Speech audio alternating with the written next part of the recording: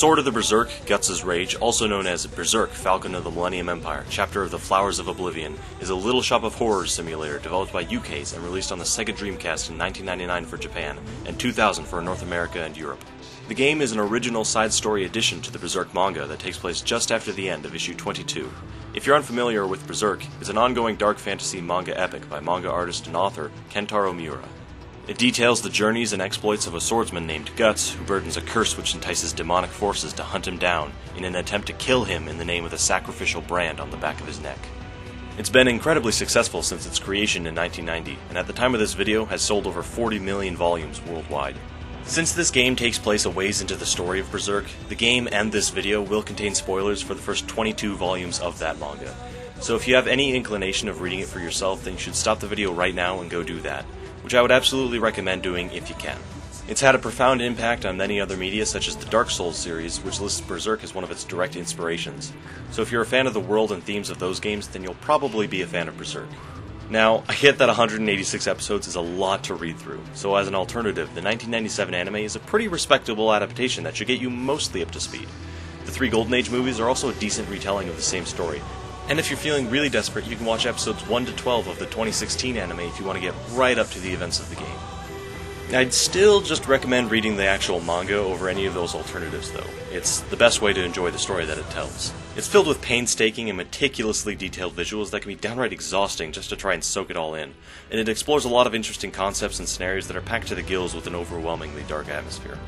In truth, this game doesn't necessarily require you to have any knowledge of Berserk, and you could easily play it and understand most of what happens if you just went in with no prior information at all. But it does help to have a deeper understanding of what's going on, and again takes place at a point in the story where it would spoil certain outcomes if you had any inclination of starting from the beginning. And so, going onward from here, I'm going to assume you're familiar with the story at least up to this point, but with that I'm going to come to the end of my spoiler warning. It's going to be a pretty thorough dissection, so put your glasses on, because spoilers for the actual game will also follow.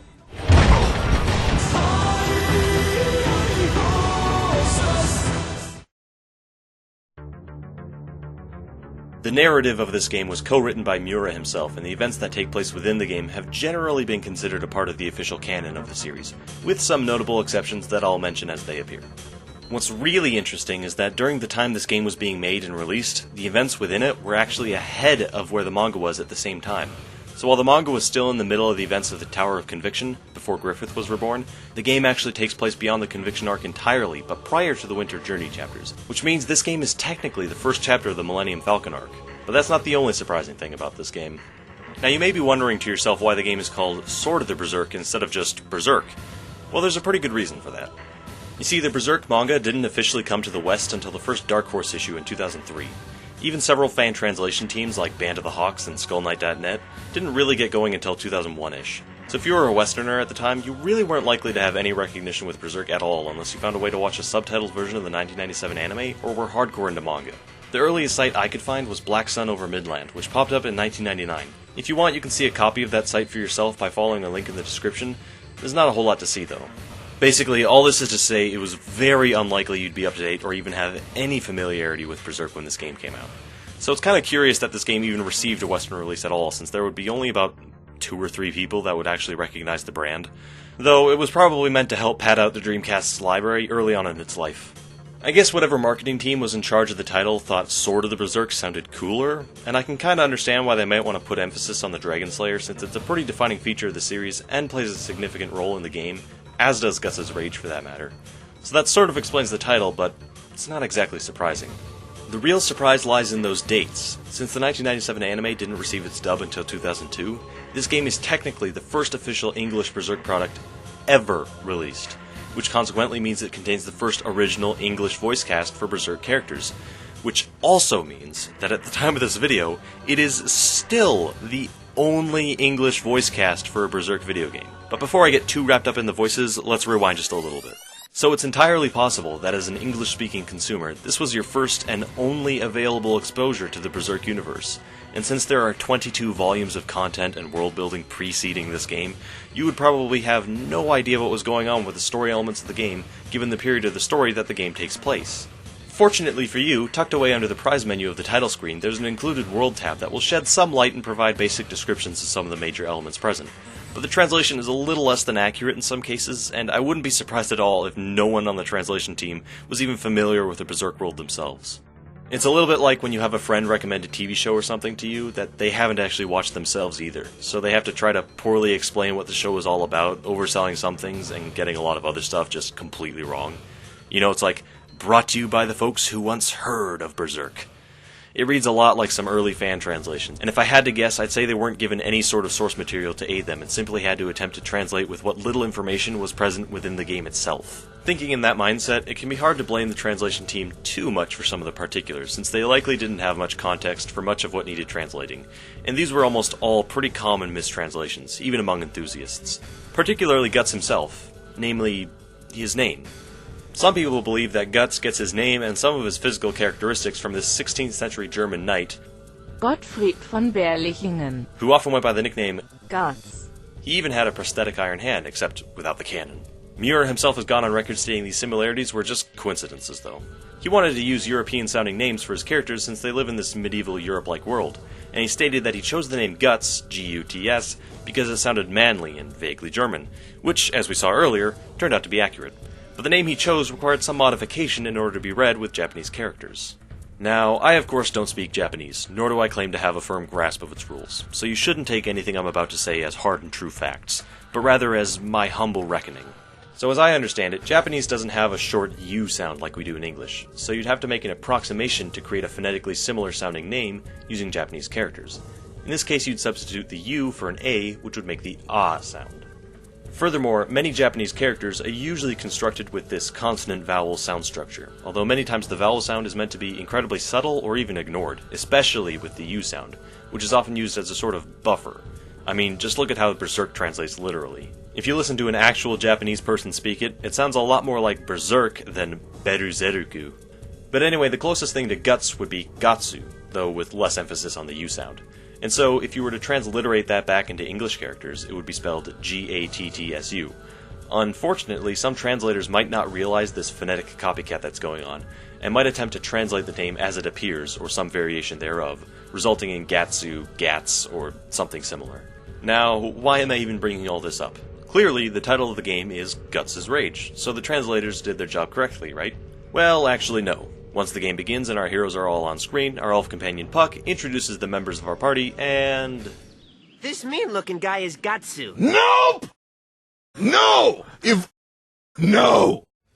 Alright, at first I thought that there were probably different translation teams associated with the game itself and the manual/cover, and since the voice lines had already been recorded, they had to come up with what seems to be this half-assed excuse in the manual to try to explain the inconsistency.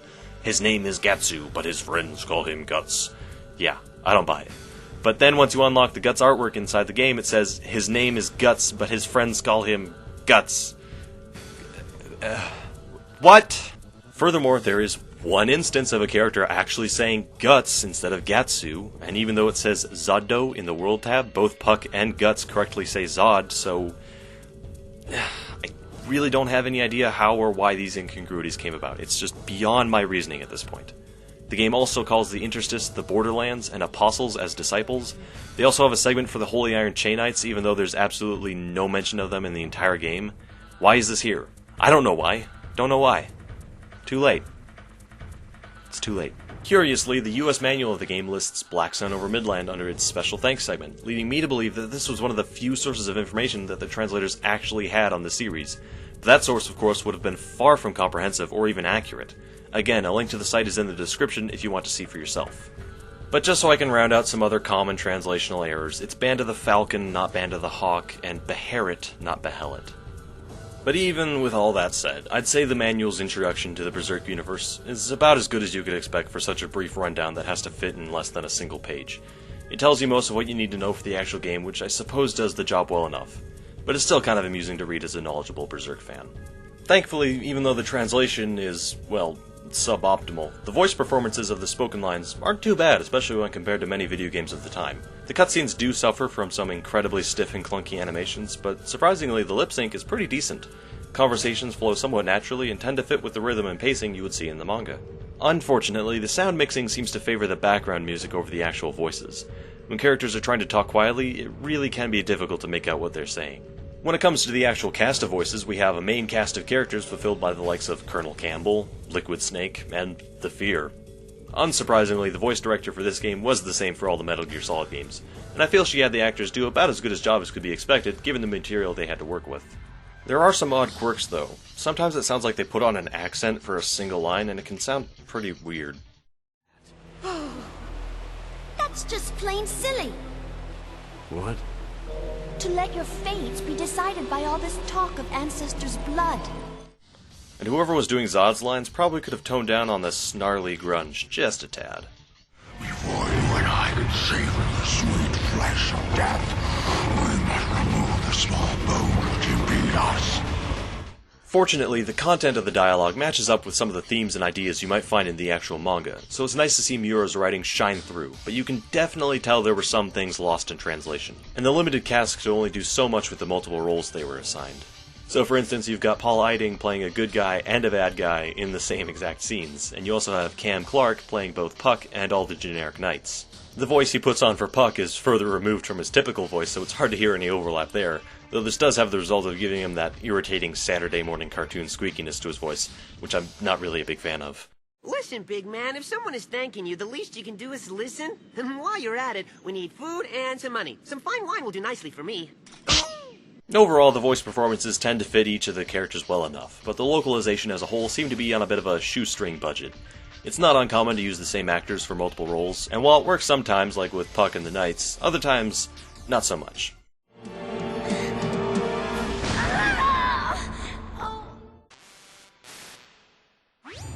It's disgusting. I'm glad it's dead. It's not too terrible, but, well, it definitely feels like a product of the time. And it's especially noticeable in a game that's as cutscene heavy as this. Playing through my first time on the hardest difficulty, it took me about 3 hours to beat the game, and I'd wager about a third of that time was spent watching cutscenes. Going through again on normal mode and skipping all the cutscenes, I easily completed the game in less than an hour. And combining all the cutscenes, including ending credits, gives us about an hour and 15 minutes just spent watching everything. That's about half the game. So, as you would imagine, there's quite an imbalance in cutscene to game ratio.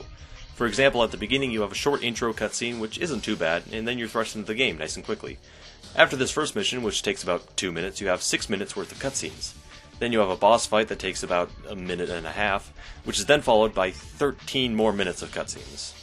There are stretches of the game that are fairly light on cutscenes, but if you're playing on either easy or normal, and I do feel the need to stress this, half of your game time is still spent watching all these cutscenes, assuming you don't skip them.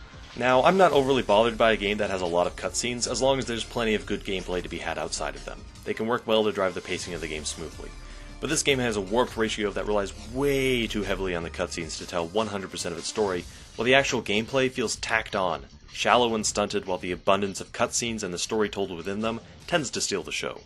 So all that is to say that I wouldn't recommend actually playing this game if you just wanted to know the story. You can easily find a synopsis online or watch a video of all the cutscenes on YouTube, and you really won't be missing out on much of anything. Nothing in the story is related to gameplay or vice versa, and the story itself harkens more towards the Lost Children episodes of the manga, where, yeah, some things technically happened, but none of it had any real impact on the overall narrative. Well, I shouldn't say none of it, but you get the idea. But if you don't believe me, and even if you do believe me, I'm going to go over the entire story myself, so you can be the judge. This is going to be a pretty long segment of the video, so if you already know or just don't care about the story, feel free to skip ahead to this timecode if you want to get to the actual game part of this review. And also, I feel I should forewarn you, there's a major character who has a bit of an unusual sounding name, but it's a real name that real people have, so you'll have to promise not to laugh, okay? Okay. Let's begin. So as I sort of described earlier, the events of this game take place when Guts and Casca are on their way back to Goto's house, and before Guts and Griffith have their official encounter with each other. So for now, it's just Guts, Puck, and Casca traveling about on their own, and the game opens up with them running into a broken down stagecoach that's under attack by some bandits. Guts does what he does best and impales one of their hands with a knife before wiping them all out. Once the coast is clear, Puck introduces himself, Gatsu, and Casca to Rita, a traveling performer on her way to do a show in the town just up ahead, and she invites the crew to come and watch her. Gatsu isn't initially fond of the idea, but he needs to refresh on supplies anyway, and ultimately agrees. But he also notices some strange impression from the guy who is hiding inside the wagon. The crew make their way into town and run into Rita's performance, where all seems to be going well until Job, the strongman, loses his hood and appears to be possessed by what the townspeople call the Mandragora. After being pelted with some rocks, the Mandragora completely overtakes Job and goes berserk. So Guts does what he does best and goes berserkerer. Rita is upset that her friend just got killed, and Guts claims that it was nothing personnel, kid, and walks away. Before Guts can slink away, however, the Baron of the city, Balzac, arrives to inspect the incident. After seeing the body, Balzac's keen detective instincts kick in, and... These huge sword wounds. Was it you? Yeah, way to go, Sherlock. After thanking Guts for taking action against the monster, Balzac invites Guts to the castle, claiming he may have a way to help out with Casca's psychosis. They make their way to Balzac's castle, and Guts does the stupidest thing ever and decides to leave Casca in the care of the ever-capable Puck, while he and the Baron descend into the Mandragoran holding cells, which house all those stricken by the disease. Baron... Stop laughing, this is serious. Balzac explains to Guts that the disease is caused by a strange plant that's been popping up in recent years, and causes those afflicted to occasionally turn into ferocious monsters. However, one of the side effects of the illness is that it cures all other ailments within the host body. He goes on to say that he believes an ultimate cure could be extracted from the heart of a matured Mandragoran tree.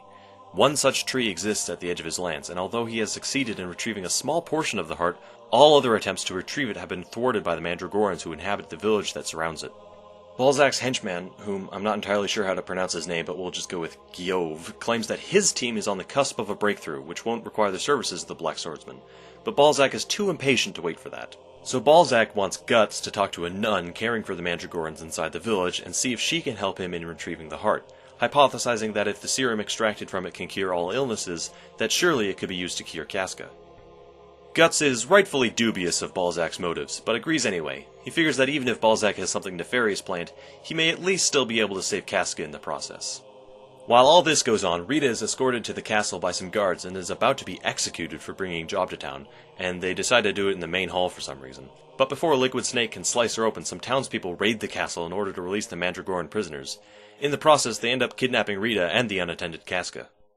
Aww, if only she had someone watching over her. You know, maybe someone who wasn't 2 inches tall that most people can't even see. I mean, the last time you left this woman on her own, she was almost sodomized by a goat demon with a snake for a penis. I know I'd be a little more cautious about letting her out of my sights, and sure enough, this is exactly the reason why. Once informed of what's going on, Guts realizes what a dumbass he is, slices through the escaped Mandragorans, reminisces about Cheech, cuts through more Mandragorans and meets up with Puck to discover that Casca's been taken away, and makes his way outside where the city guards decide to attack him, even though he's technically on their side now. Whatever. Guts runs into Rita's dog, and Puck tells Guts that the dog wants them to follow it in order to find a resistance camp where Rita is located. Guts is just about to continue slicing his way through the resistance members when he's stopped by their leader, Dunteth. Dunteth reveals that Rita is safe and sound, but is still sore about Guts' killing Job. And then they explain that they also have Casca safely kept in their secret hideout, and agree to take Guts to her. However, a stealthy henchman is tailing close behind. Along the way, Guts, being the demon magnet that he is, has to fight through some undead spirits and eventually makes his way to an underground spring where he reunites with Casca. Dunteth takes the opportunity to explain that Balzac was once a kind ruler, but lately had turned into a tyrant, and Guts shouldn't be helping him. Guts reiterates that he doesn't care because the cure is just too valuable to him. Dunteth, whose own son is suffering from the disease, eventually agrees with Guts and decides to accompany him to the Mandragoran village. Guts has wizened up slightly and isn't willing to entrust Casca's safety to Dunteth's men, but Puck assures him that the spring that they're in is guarded by elves and ancient spirits, which will protect her from the demons, and Rita also says she can take care of Casca while he's away since Puck on his own certainly wasn't much help earlier. Guts figures that this should work well enough, so he and Dunteth leave for the village. And Guillaume arrives to capture Casca and Rita. That was fast. Guts and Dunteth encounter some Mandragora-possessed animals in the woods and eventually make their way to the Mandragora village, where everyone seems to be living peacefully. One of Dunteth's men tries to pull out Mandragora's sapling, which lets out a deafening shriek that enrages the possessed villagers, who wipe out Dunteth and his men unceremoniously. Guts does what he does best and obliterates every monster he sees. Eventually, the nun we were looking for rushes out and replaces the uprooted Mandragora sapling to the ground, thus ending the commotion. Rita, apparently having evaded capture, also storms in to warn Guts that Casca has been captured again. Hey, wait a second. You think you're so tough with that big hunk of metal hanging on your back, but you can't even protect one woman. Some hero. There's nothing to worry about. I'll look after her. They attacked the hideout, and they took Casca. But you can't even protect one woman. Before Guts can press onward, the nun, whose name we learn is Ariza, pleads with Guts not to hurt any more of the Mandragorans, claiming that as long as they're left unprovoked, they live happy and peaceful lives, and that Balzac's hostile actions against them is the cause of the mayhem that they've been wreaking lately. Quick side note, I'm wondering if the nun's name may be another mistranslation. I think perhaps the name was supposed to be Eliza, like short for Elizabeth.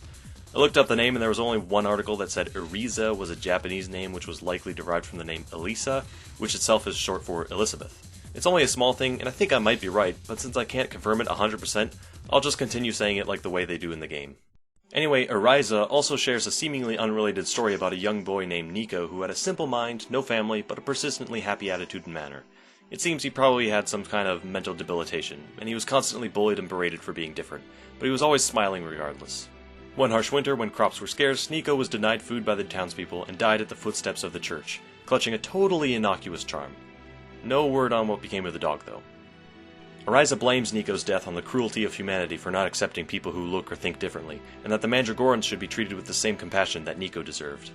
Rita tries to bargain that if left unattended, the Mandragora could grow to encompass the whole country, but Eriza says that those under the influence of the Mandragora are more childlike and pure the way that Nico was, and thus happier overall than those who are unafflicted, and that it would be better for everyone to experience the world as the Mandragorans do. Rita, if you'll remember having had an attachment to Job, begins to think that maybe Eriza might be right and can't commit to any decisiveness. Guts, having known Casca before and after her own condition, knows about the burden and pain brought about by that childlike innocence, and greatly prefers the Casca he knew before she was mind-raped, and thus isn't at all concerned by Eriza's pleas, and storms unopposed into the church.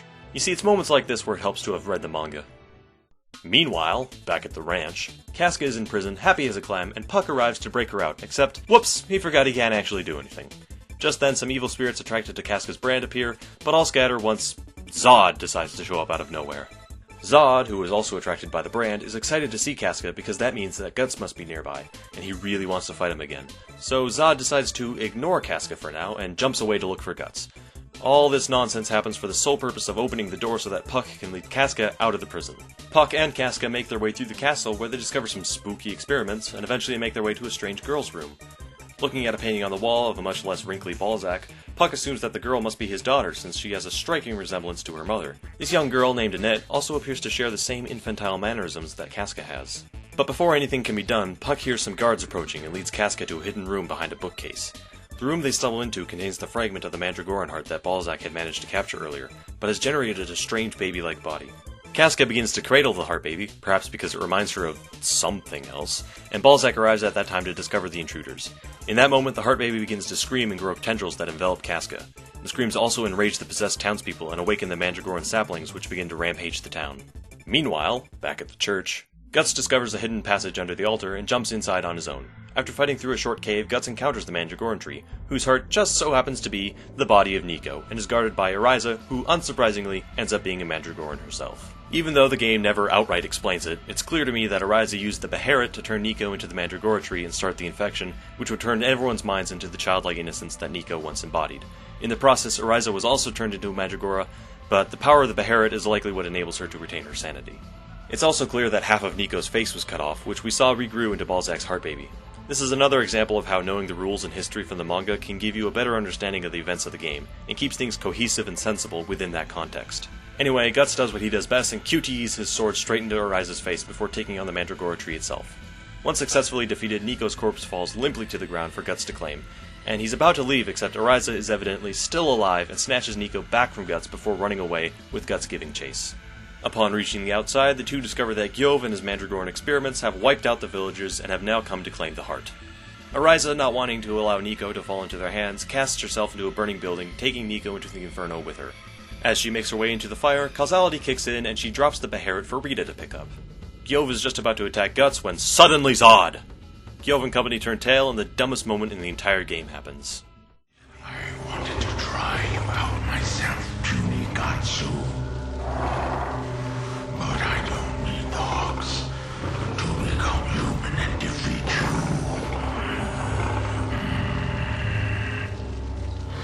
Griffith. Planning on raising an army of monsters? Perhaps later. But how fortunate it was to meet you here. Shall we settle our business here? Apparently this is meant to be Zod being used as a vessel for Griffith, and he wants to fight Guts just for funsies? But at this point in the story, Griffith has already been reincarnated into a human-like body, and Guts' reaction to coming into contact with Griffith post-Eclipse would be less like Griffith. and more like Griffith! So yeah, this scene makes absolutely no sense and only exists as an excuse to fight Zod.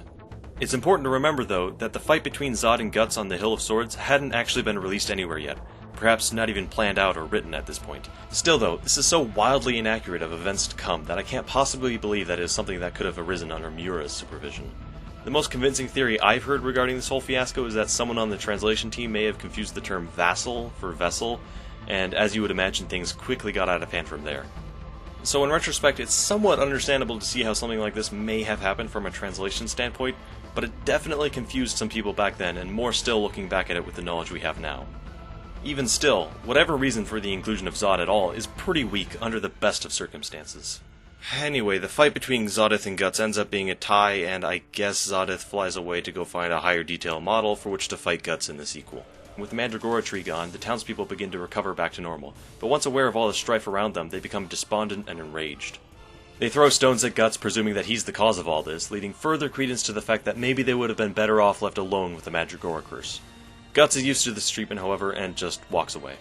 Guts and Rita run back to the city to find it overrun with Mandragorans, so Guts does what he does best and single-handedly slaughters an entire city's worth of monsters and knights. Upon reaching the castle, Guts and Rita meet up with Puck and Annette, and together they head further in to look for Casca.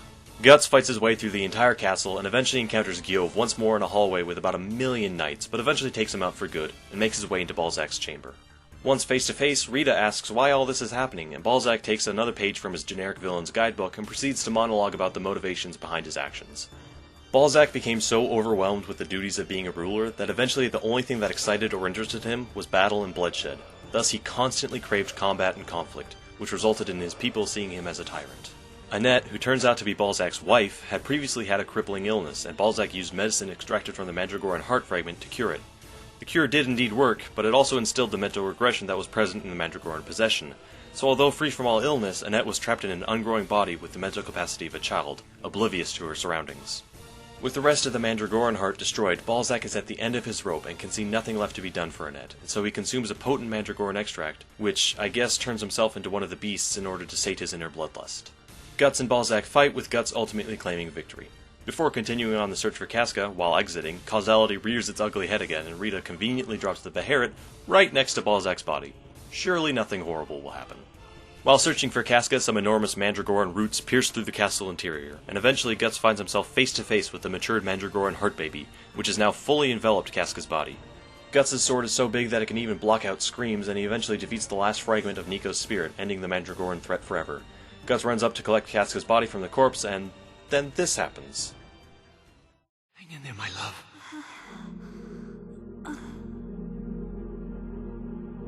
Gatsu?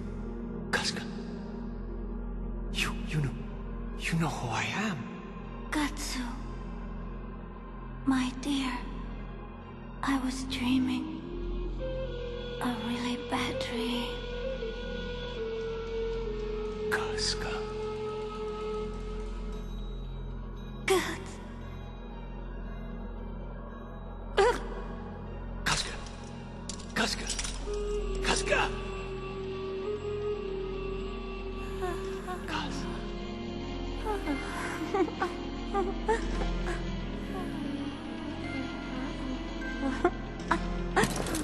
My love, come back. I had known nothing about this game before playing, and this was probably the most genuinely surprising scene in the whole game for me. If for some reason you couldn't tell what was going on, for the briefest of moments, Casca regains her lucidity before regressing back again. I could hardly believe that this had happened, and I wasn't quite sure what to make of it, since Casca's condition is one of the most crucial elements for most of the manga. It's a huge deal, and at the time it seemed like it might be trampling a bit on how potent the curse of her feeble-mindedness is supposed to be. But after thinking it over, I'm overall pretty happy with this scene, for a couple of reasons. Number one, she's under the influence of a demon, so it may technically not be the real Casca talking, or at the very least, so heavily sedated that she doesn't really know what's going on and wouldn't even remember this moment anyway. And two, because of the visible pain we see Guts experience when he realizes she's not really back. Not because I'm some sort of emotional sadist, but because you can really feel the strength of his emotion in this scene. We know Guts cares a great deal for Casca, and this has got to be one of the most painful and heavily bittersweet events he's ever had to go through with her, and that's saying a lot. Moving forward for now, though, we're brought back into Balzac's chamber, where he seems to be at peace with his death, but apparently he still had some fighting spirit in him because the Beherit awakens and Balzac sacrifices Annette in order to become an apostle. Disciple. We even get a brief look at the God Hand, sans Femto. Guts' spidey senses kick in, and he makes his way to Balzac's chamber to confront the now transformed Baron. Guts, being the well-practiced apostle exterminator, makes short work of slicing up the now engorged Balzac during this kaleidoscopic rave party. With the Mad Baron neutralized, the game suddenly skips ahead to Guts and company walking back through the town with everything more or less back to normal. I suppose this means the town is now left leaderless, but that's not really our problem. Once out of town, Rita says her goodbyes to our heroes and promises she'll never forget all the things she's learned from Guts and all the experiences they've been through together. Guts barely acknowledges this, although it seems like he cracks a brief smile at one point before parting ways and heading off into the wild grey yonder as the credits begin to roll. In a short after-credits scene, we see Knight of Skeleton wander into Balzac's chamber. He picks up the Beherit, which is still lying on the ground, and looks at it for a bit before swallowing it, and then decides to leave by jumping out the window. Alright, there's your story. And you know what? I thought it was pretty good. Maybe a bit on the simple and somewhat trivial side. It feels like something that perhaps could have been a part of the actual manga, but was simply set aside to act as a story for this game instead. As I mentioned earlier, it's really only a brief offshoot of the narrative as a whole, but it's got some genuinely interesting and original moments. I can't speak with much authority about many of the particulars, because I wouldn't be able to determine what may have been the result of poor translation like the Zod vessel thing, but I found it difficult to find many inconsistencies or gaps within the plot itself. Everything actually fits together quite nicely, without any sort of fluff. I still think that Zod's inclusion was entirely unnecessary. He unintentionally breaks Casca out of prison, which Puck could have done as what seemed to be originally planned, and he scatters Gyov and his men, which Guts could have easily done himself by replacing the Zod fight with perhaps a Mandragore and Specimen boss fight, and Gyov would get scared of Guts' strength and escape for their confrontation later, or something like that. Now, Zod does have a tendency to just pop up at seemingly random or opportune moments out of nowhere, but there's usually a good reason for that to happen. Here, though, Zod has no use whatsoever in the plot of the story, and I suspect his inclusion was for the sole purpose of making the game more berserk, and also so you could have a cool fight. And kudos to the team for making Zod the hardest fight in the game. Zod being one of the strongest apostles, it makes sense that he would be a tougher challenge than even the final boss, but who knows if that was actually intentional. Apart from that incident, I think the game's story, such as it is overall quite strong and introduces some interesting prospects. Balzac is encumbered by his responsibilities and only finds meaning or purpose from bloodshed. The only other purpose in his life is his love for his wife, who suffers from a regressed mind and no longer recognizes him. The only thing keeping Balzac from turning into a wild killing machine is his love for Annette and his desire to cure her sickness. Sound familiar? That's because it's almost the exact same situation that Guts and Casca are in. Puck even points this out himself. Guts has to balance enacting revenge against Griffith and protecting Casca. Guts explains to Rita that his motivations for fighting is that he has someone worth fighting for, and that she should do the same if she seeks a meaningful purpose. And with Balzac giving up on saving Annette at the end, we see what happens when he abandons his lover and finally gives in to his pent-up bloodlust, even going so far as to sacrifice what was most dear to him in order to feed that desire. It goes to show the tightrope Guts has to constantly balance upon in order to continue to protect the ones he cares for, especially given how intense his hatred is for Griffith, and how much he has to suffer to protect people. The game also asks the question of whether or not it may be better to live feeble-minded and happy rather than to be aware of yourself and potentially very unhappy. And while Guts already has his side and is sticking to it, it's still a compelling and reasonable motive for a villain like Eliza to have. Even though she's creating monsters, she genuinely believes that it's for the overall benefit of everyone to live eternally young and in constant childlike wonder, free from the woes of living and without illness forever. Guts prefers the harsh, messy propensities for humans because it means he can get what he wants, and also because he just really hates demons. But whose cause seems more noble? So while fairly short, there's quite a bit going on with the story that definitely has the signature of Miura's writing all over it, and for the most part, it all comes through quite cleanly. I do think that at least with the English translation, they play up the romantic interest between Guts and Casca a little bit too much. I wouldn't really expect Guts to refer to Casca as my love all the time, but perhaps that's just me. But aside from that, the general actions and temperaments of the characters is pretty consistent with the manga. Take Puck, for example, who often has to fill the role of Casca's babysitter. His diminutive size means he's not very good at it. He can occasionally guide her in a certain direction, but all too often he's either ignored or will become her plaything. This, coupled with the fact that he can't reliably protect her in any way when danger arises. But this brief window does serve the greater narrative for when someone else eventually comes to provide the caregiver role later on in the manga. Whether that was intentional or not would be speculation, but there is evidence to support that Miura was thinking that far ahead, namely when Skull Knight swallows the Beherit for the you-know-what later on. Any complaints that I have with the story would merely be that it's forced to be presented as a game. There's virtually no reason for it to exist in this particular way, and the pacing of scenes is inconsistent and irregular. You have long chunks of cutscenes which are fine enough on their own, but you'll be clumsily pushed into a gameplay segment for a short time before being wrenched back into the story again. Take, for example, the part of the story where we're taken back to Casca in the prison cell. What motivation do you have to not set the controller down at this time?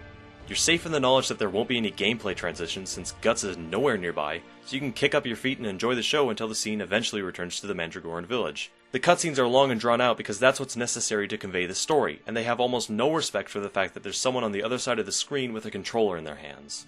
So you see, my issue with the cutscenes is not so much their length or the story that's being told within them, just that they don't have any meaning or benefit by being told through a game. The way it is now, the game is an excuse to show off the story, rather than the story being used to show off the game. That's why I mentioned earlier that you could just watch a compilation of all the cutscenes if you only cared about the story. It has no interaction or impact on the gameplay other than what and where you're fighting. Is that always a bad thing? Not necessarily. It is an action game after all. Interweaving story elements into gameplay is a bit trickier in this game as opposed to, say, a point and click. But when you've got too much story and too little gameplay to fit between it, then that's a sign that you have a skeleton of a game with serious pacing issues. I know I'd definitely be happy and prefer to see some kind of adaptation of this game's story as perhaps a bonus chapter of the manga or as a part of an anime series. Except, maybe not this kind. But now that I've sort of mentioned it, there is at least a fun little Easter egg in volume 24 of the manga where you can see Puck playing with what seems to be a Mandragoran sprout on the table in the witch's house. And by extension, this scene also appears in the anime, which is pretty neat. But that, I suppose, is all I have to say about the story. Other than the inclusion of Zod, it's a remarkably strong narrative, especially for this era of games, on par with Miura's other works, and fits appropriately between the events of the Conviction and Millennium Falcon arcs. A brief account regarding some of Guts and Casca's travels before... well, we'll get to that in the next video. It's certainly taken long enough for us to get into the actual gameplay of the game, but that's just because I think the story of the game is by far the stronger element of the two, and a bit of an obscure tale, so I felt it deserved a more thorough than average coverage. The game was clearly designed story first, and everything else had to be built and organized around it, except as we'll see, not particularly successfully. Kinda like this review. The basic structure of the game itself is a mission-based hack-and-slash beat-em-up. The missions themselves come in two varieties, either an arena where you have to kill everything around you, which can occasionally be a boss, or a mostly linear level where you start at one end and have to make your way to the other without dying. Simple and to the point. Equipped with the Dragon Slayer, Guts has basic vertical and horizontal sword swipes, and he can charge up his vertical swing to perform a spin attack.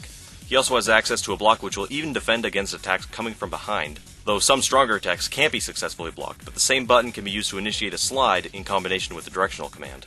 You've also got a jump which can be combined with an attack to perform a jumping swing, or if pressed correctly, an instant spin attack that deals a small amount of self-damage. If you sheath your sword, you can execute punch attacks or whip out your auto crossbow, which, depending on how you're moving, can either shoot in a straight line or in a sweeping motion. Unfortunately, both attacks do pitifully little damage, and since your sword already has a healthy range of its own, there's almost no reason to use them. But lastly, you can attack while unsheathing your sword for a stronger than normal swing. You need to be careful about how and where you swing your sword, since it can bounce off walls or other parts of the levels which will stagger you. If your timing's good enough, you can also hit projectiles out of the air or stop an enemy's attack by catching it before it can hit you, but this will cause you to stagger slightly as well. In your ability slots, you have an infinite supply of knives, which do pitifully little damage, but can hit enemies from a distance, fairy dust, which will recover all lost health, small bombs to do damage and disrupt enemies, and of course, the ever-satisfying arm cannon, which will often insta-kill any non-boss enemy in range, and has a wide area of effect. It's certainly nice to see Guts' full repertoire of abilities at your disposal right from the get-go, and helps give the unmistakable impression that you're playing a Berserk game. Each time you deal damage with your sword, or take damage yourself, your Berserk meter will go up a small amount. Once the meter maxes out, Berserk mode will activate automatically and the meter will begin to deplete. While in Berserk mode, Guts' attacks are faster and deal more damage, which will often cause the satisfying dismemberment of enemies.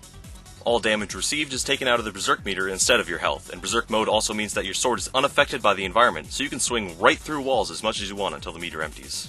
But when you first start the game, there's no tutorial to learn any of this. You're just thrown right into a combat situation and you have to figure out all the controls by yourself. Of course, you can look it up in the manual, but that assumes you even bother to look through the thing, if you even have it. There's not a whole lot to learn with the controls, but it certainly could have helped to have some sort of in-game aid to help out a little. On the flip side, it is kind of nice to just get into the game on repeat playthroughs without having to bother with any tutorial stuff, though I still would have at least liked the option to go through one, or even some sort of controller diagram like in the manual. As much as I tend to dislike a tutorial like that, I think it would have been better than nothing. But anyway, throughout the game you'll be fighting various types of humans, knights, bandits, mandragorans, and the occasional undead. Enemy design is distinct enough to give you an obvious impression of what kind of threat they may be by their visual makeup, and while there's a fair amount of diversity of enemy types, an overwhelming majority of the time it all boils down to variations of humans and or mandragorans, which can get a little stale after a while. The zombie skeletons in the resistance base and the mandragoran animals in the forest shake things up a bit, but those are the only real reprieve in enemy types, and even they seem to be a little too similar to the rest of the enemies you've already been fighting. The action of moving and fighting, quite frankly, feels stiff and awkward, aided in no small part by the abundance of close, cramped environments and inconvenient pre-positioned camera angles. Guts' sword, although it makes sense for him to swing with relative ease, feels too fast for the sheer size of it and lacks much any feeling of weight. The sword just swings right through enemies like they're not even there. Attempting to swing in a certain direction can also be a bit of a gamble, since Guts' turning speed is also too fast and erratic to rely on with any great accuracy. Positioning yourself for your sword is one of the biggest factors you need to consider, since you'll need the proper space to actually complete the full swing and deal full damage across the full arc of your sword, which is an element of Guts' fighting style I find to be a really enjoyable characteristic that you're required to reproduce in the game. Unfortunately, areas are often too cramped and enemies tucked away in such positions so as to make for no favorable position for you to be in without either slamming your sword into a wall or being flanked by another enemy.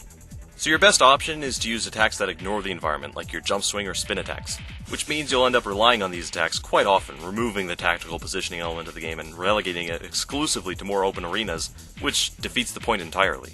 The cramped environments and constant attacks from all angles means it's also difficult to use your bombs or arm cannon effectively, since you'll be constantly interrupted during the short animations, which is then compounded by the frustration of the overzealous movement controls screwing up your aim. To be somewhat fair, the game has a slight auto-aim where Guts can potentially lock onto an enemy and track them, most obviously highlighted during the arm cannon animation. But since you have no control over which enemy you lock onto, this will be the main reason why you'll randomly turn to strike an enemy which you don't actually want to be swinging at. Perhaps the best example of this is the Mandragoran tree, where Guts will often turn to face Nico rather than the large arm-like appendages on either side. It's just messy. Built-in mechanics like the instant swing attack that deals self-damage would be a good counter to being swarmed by enemies, if those enemies weren't able to stagger and knock you down again the moment you get up, and the rest of the moveset similarly struggles to correlate well with the enemy or level designs. This is highlighted best with the boss fights, almost all of whom have absurdly fast attacks with little to no wind-up or telegraph, and even if they did, it's unclear if your block will even be effective for their next attack. And even if you could tell if an attack is unblockable, which there is zero indication by the way, you will have no time or space to dodge in order to get out of the way, so you either have to luck out and meet their attack halfway, or take it on the chin. Honestly, the most effective strategy for most bosses is just not even bother trying to dodge or block attacks and simply tank the hits while you try to get in as many hits of your own as possible so you can charge up your Berserk meter. With normal enemies it's a different story, since they can be spread out over a wider area, making it much more difficult to focus on or avoid attacks in any given direction, particularly with archers. So I kind of like how archers choose to run away rather than try to face you head on, but there are often way too many at once, most of which you can't even see, firing at you from every single angle. Then if you so much as face their direction, they scamper away while the ones that are now behind you will start firing at your back. Luckily, of course, Guts' sword is so big that it blocks everything behind him too, but you tell me how I'm supposed to make it out of this undamaged. You know it would really suck if they gave the melee-centric enemies projectile weapons too. Oh wait, they did. Many enemies also have some sort of grab attack that is also untelegraphed, so every once in a while if you're standing next to an enemy or trying to dodge away from one enemy, another will grab you and hold you in place for a few seconds as your health drains. Once it happens, you'll know to keep your distance, of course, but that's just it. You have no way of knowing it's coming the first time until you're already taking damage. I could easily go on, but to put it simply, the combat, which is just about the entirety of the game, is unsatisfying, unintuitive, and unrewarding. It's an awesome feeling to obliterate your enemies with your hand cannon or slice and dice them up in Berserk mode, but the gratification involved is undermined by the overwhelming majority that is the rest of the combat. There's only one section of the game that isn't focused on combat, and that was this isolated segment just after the first Balzac fight, which had me pulling my hair out at times because it all but requires trial and error to get through, and I swear it gets faster on higher difficulties. It's a weirdly jarring segment to suddenly be thrust into, and similar to those grab attacks that I just mentioned, you won't know it's coming and it will almost certainly result in at least one death since you'll need to book it the instant the cutscene preceding it ends. Moments like this show off how weakly the general structure of the game fits together, and not just because things happen unpredictably, but even the more integral aspects. Since there's no sort of currency, experience system, moves to unlock, or anything of that sort, there isn't actually any reason to fight enemies at all unless the mission requires you to kill some within a given area before you can progress. So this makes dodging and jumping past most enemies the quickest and easiest way to progress through a level. I don't know if you knew this, but it's typically poor form to go through all the trouble of building enemies and combat mechanics and put them in the level, and then let you run past half of everything with little to no consequences. If you take a look at the VMU while you play, apart from seeing Chestnut Puck pulling different poses depending on what you're doing, there is a counter at the top to keep track of how many enemies you've killed. This number is totally pointless for anything other than the bragging rights, so again, doesn't discourage you from running past everything. It's even worse when the game practically encourages you to do so. Take for example this segment with some falling rocks and grabby plants on the floor. There's no indication when or where the rocks are going to fall or whether one of the plants is going to try to grab you. It's very hard to hit them with your sword while avoiding the other enemies, so you just gotta jump and pray you have enough health to make it through. The abundance of continues certainly doesn't discourage charging recklessly forward like this either. So let's pull back a bit and take a look at the bigger picture. The game is composed of 13 missions which are sectioned off into 4 distinct stages. You're given a certain amount of continues which will diminish each time you die of course, but restart you in the mission you died in with refreshed supplies. If you lose all your continues or quit the game, you'll be taken back to the most recent of the 4 stages you've reached. This means that if you were just about to reach the next stage and lost all your continues, you'd have to redo a bunch of missions all over again to get back to where you were. Curiously enough, the amount of continues you have goes up when you choose a higher difficulty, as does the maximum amount of supplies you can carry.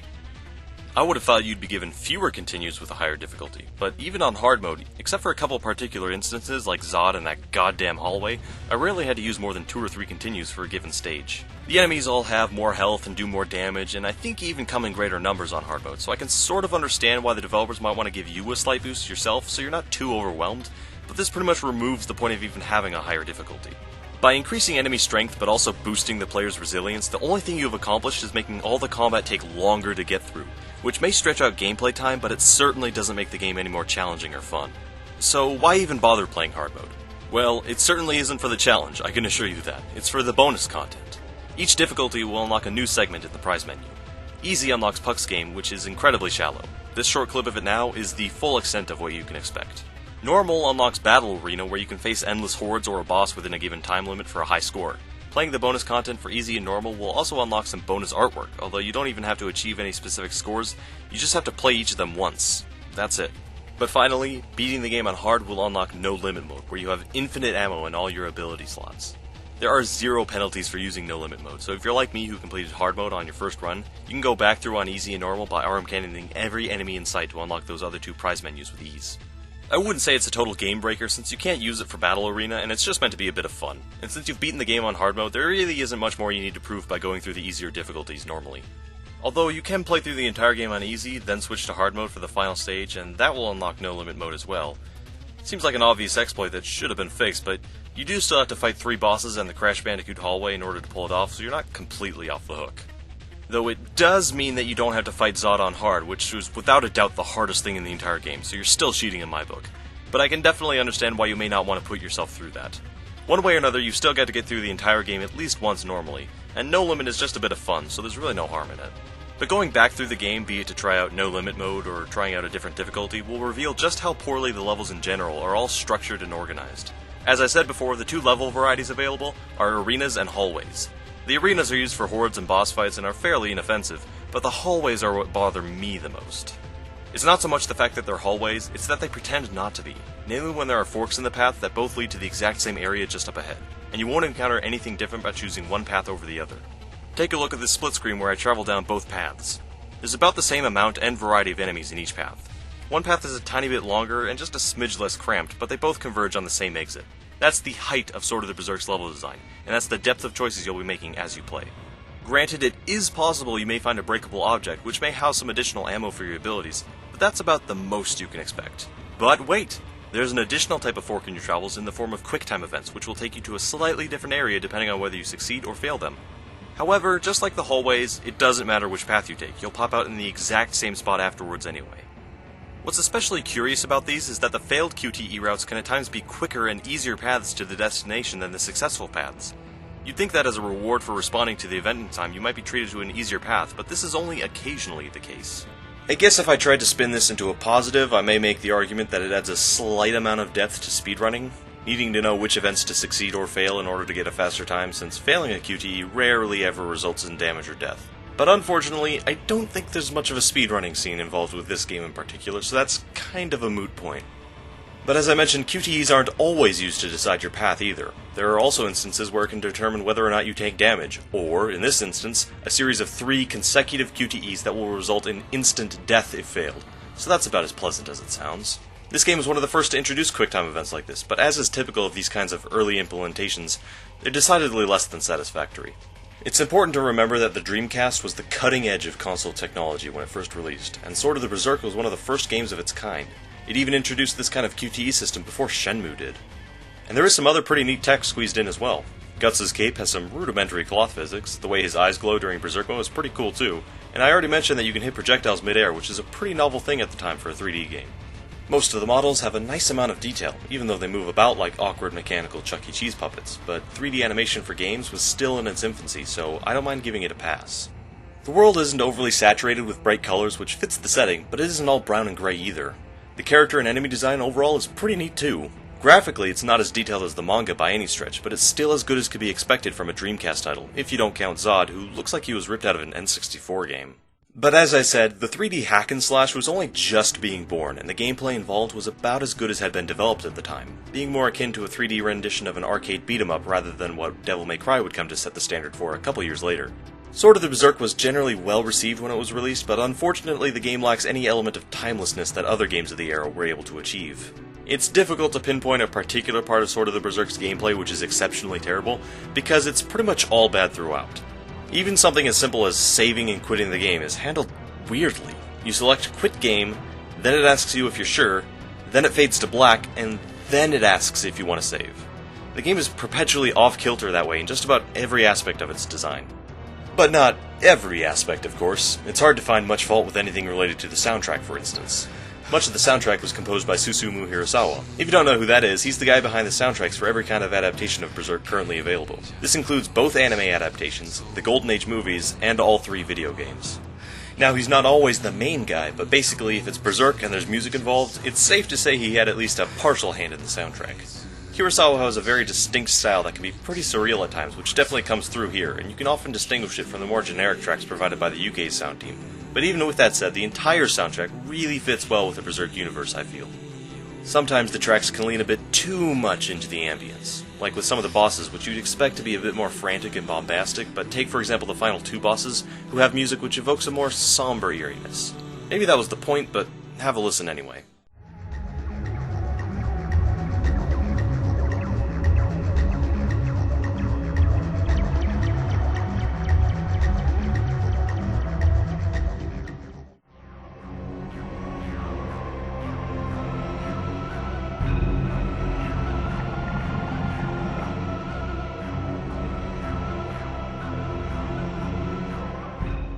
I've even read some accounts that some people like to listen to this soundtrack while they read the manga, and I can't blame them. I've been playing it throughout this video for obvious reasons, but hopefully you can tell just how appropriately it matches with the source material. But yeah, that about covers it for this game. It's not a long game at all, you can easily finish it in one sitting if you've got an afternoon to kill, and although it's severely lacking in many departments, there's a lot you can learn from and take out of this game, even if it happens to be what not to do. This video alone should be pretty good evidence of that. It's definitely not a game I see myself going back to much at all. The gameplay is just too unrefined and basic to feel like anything more than a cheap console port of an already underwhelming arcade game, though I do get a vague sense of novelty while playing it. I wouldn't call Sword of the Berserk a bad game, because movement, combat, enemies, level design, as frustrating as they all can be, still meet passable requirements, but nothing ever beyond that. Nothing stands out, nothing leaves an impression on you for better or for worse, and nothing makes you want to come back for more. It's hard to identify any creative spark or passion with this title, and it makes the overall experience feel, well, boring. Almost all the missions are super brief. You use the same weapons and tools from the beginning of the game to the end without any upgrades or changes, fighting enemies that all act and behave with incredibly sparse variety, and going through levels that are all a series of faux hallways. Swinging your sword lacks the weight and power that should be present in a blade of its size, and there's no strict incentive to kill anything in front of you unless the game absolutely requires it to proceed. No health drops, no ammo drops, no experience drops, nothing. The story, as sublime as it is, doesn't match the media it's been projected onto, and would have been better represented as some other media. I think it's great that they were able to use an original story for the game, and I certainly prefer this as opposed to retelling events that we've already seen in the manga. It's just a pity that the gameplay couldn't match the quality of the narrative, and any interplay they had with each other was as shallow as possible. It reminds me of something a lot of people have had issue with the 2016 anime adaptation. Berserk is just too good to be squandered on such lackluster production. It's like trying to perform Hamlet with sock puppets. Naturally, it's unreasonable to expect anything to quite meet the high quality and standards present in the manga.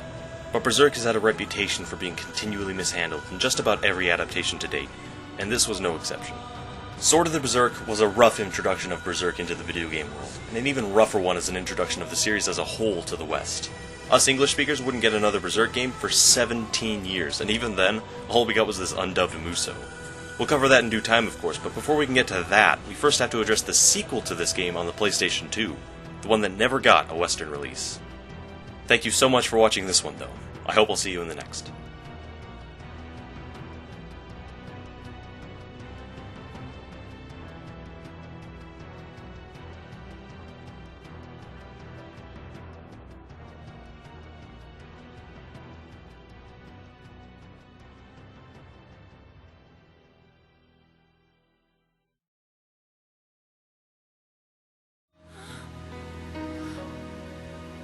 My love for you is like a truck, Berserker.